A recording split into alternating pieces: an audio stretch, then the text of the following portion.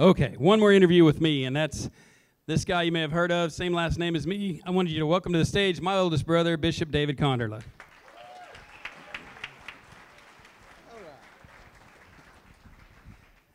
David came all the way from Tulsa to be with us today, so that was a short drive for him. He's got a big diocese, but we sure appreciate it. How does it feel to be back and entertaining the 150-year anniversary, back and celebrating the 150 years anniversary with us at St. Joseph? Well, it's been a wonderful experience to see all the people that I've known for so long, many as parishioners. A number of my first grade classmates are here, and we've been together for a long time, and we show it. And so it's wonderful to be back.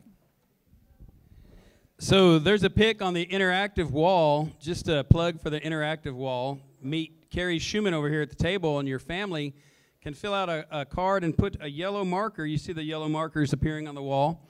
So before you leave today, go see Carrie and get a yellow marker there indicating when your family came to join the parish. Circa 1973, just to the right of it, there's a picture of a First Communion class. And there's two guys in there, and good-looking guys. The middle one is Bishop Michael Siss, and I guess that's third from the left is Bishop David Konderla. They were both in the First Communion class together. That's a historic picture over there. Do you remember taking that photo? Was I in that photo? No, of course I don't remember it. I remember many of those boys in that photo, and most are out of jail by now. It's been a long time. That's good. The mercy of the probation system. So while you're with us, Bishop, would you share with us some of your favorite memories from the church and the school? Well, just now while we were sitting in there celebrating Mass, seeing those windows again. We have such beautiful windows in this church. And so seeing them again, that red carpet with the crosses is amazing. And seeing so many parishioners here who were going to Mass here when I was going to Mass here and are still here going to Mass here. That's awesome. And I think that's sort of the ethos, if you will, of this community is that stability, that amazing resilience and stability. We see it on the wall there, the whole timeline laid out, but we also see it just in the people who are gathered in the room here. I was thinking a lot about the altar there, and we were talking during Mass about vocations and so forth, but this room is filled with vocations who stood before that altar and said, "I do," and who committed themselves to one another and to the Lord, and are still here, still committing themselves. I just blessed one couple here, Tony and his wife, 64, did you say, 64 years of marriage.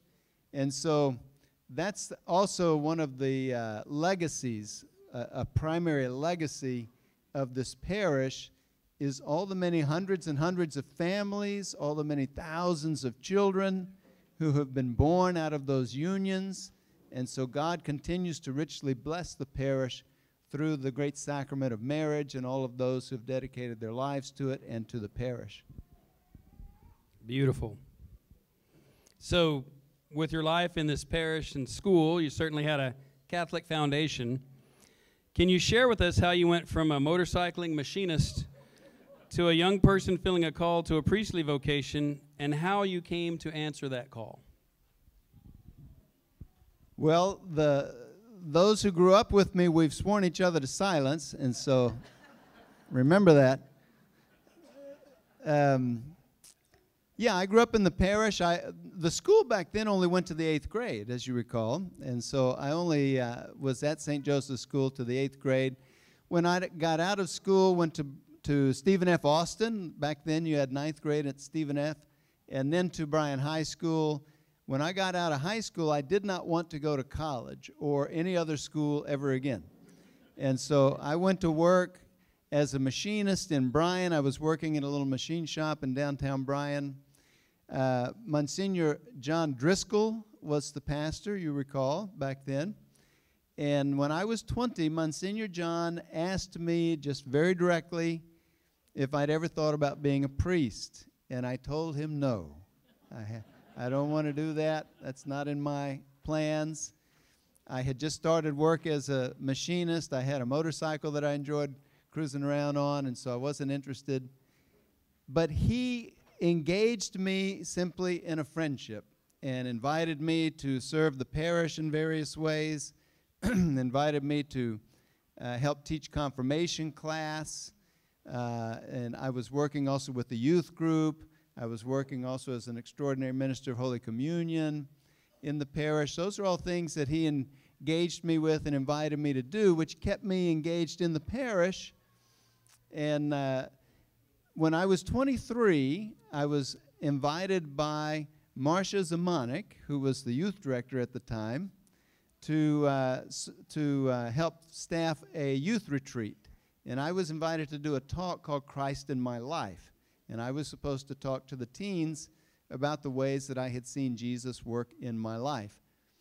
And it was preparing for that talk that caused me to realize that even though I grew up in the parish, grew up in the faith, I had never really thought about the fact that Jesus has been at work in my life, that in fact I do know Jesus.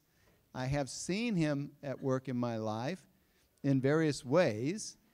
And so it made me think, well, if I believe this, I ought to live it, shouldn't I? Shouldn't I live as if I believed this? And that caused me to really begin to change the way that I lived my life, to really strive to live a Christian life. 2 years later, that led me back to Monsignor Driscoll, who was still the pastor, to talk to him about maybe being a deacon. Maybe we'll just be a deacon. Because I was still thinking about marriage at that point. But quickly, as I thought about marriage and being a deacon, and of course he was wise. He said, "Oh, sure, yeah, you could be a deacon, sure."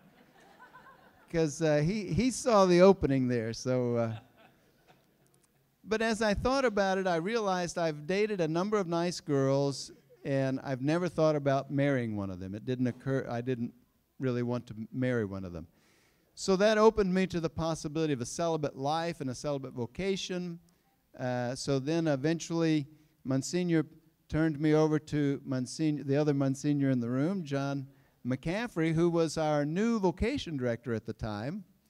And he sent me off to a weekend retreat at the Seminary called Come and See. So it's a sort of an experimental weekend. You just get to come and experience what the seminary's like. This was in Houston. I went down there. I loved it. So I came back. I needed to divest myself out of the business and get my partner to buy out my share of a machine shop. And then when I was 25, I went in the seminary as a college freshman. So I had not gone to college because I wasn't going to go to college. But it turned out I went to college. And I didn't flunk. I didn't make A's, but I didn't flunk. And so I was in seminary a total of 10 years because I was good at it. And so at the age of 35, I was ordained as a priest for our diocese. I spent most of the years that I served as a priest in campus ministry here at Texas A&M University. And, woo, Aggies in the room. And, you know, when I got up to Oklahoma, they were pestering me about who I was going to root for, the Cowpokes of OSU or the Boomer Sooners of Oklahoma University. And they were pestering me about that. So eventually I told them, you know, I'm from the SEC. I don't watch high school football. And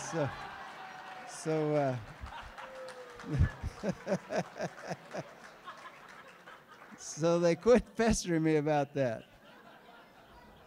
In fact, they don't talk to me at all. But in 2016, I was invited to come to Oklahoma to serve as the bishop in Tulsa, Oklahoma. I've been there 6.5 years about, and I got the pretty side of the state. It's kind of flat on the other side. And I'm enjoying my time up there, serving as the bishop there. Oklahoma, once you get used to it, it just feels like Texas. It all feels like Texas to me. Texas just goes further north now for me. And so that's sort of the story. It's been a wonderful doing all of this. To any young man who's in the audience, I highly recommend discerning a vocation in the seminary. As a priest, I've never regretted a single moment, and so I'll leave it there. That's great. That's great.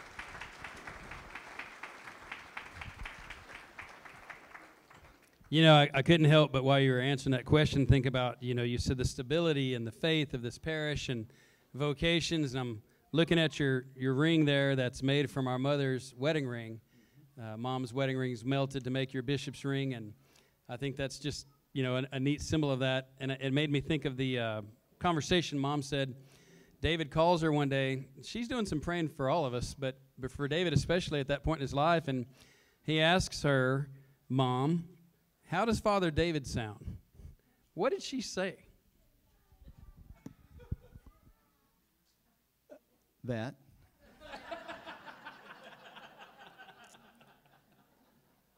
Mom and Dad were very supportive of all of their kids all the time. And so they were, you know, very supportive of me trying seminary, and so I appreciated that so much. What advice would you give someone discerning the vocation right now?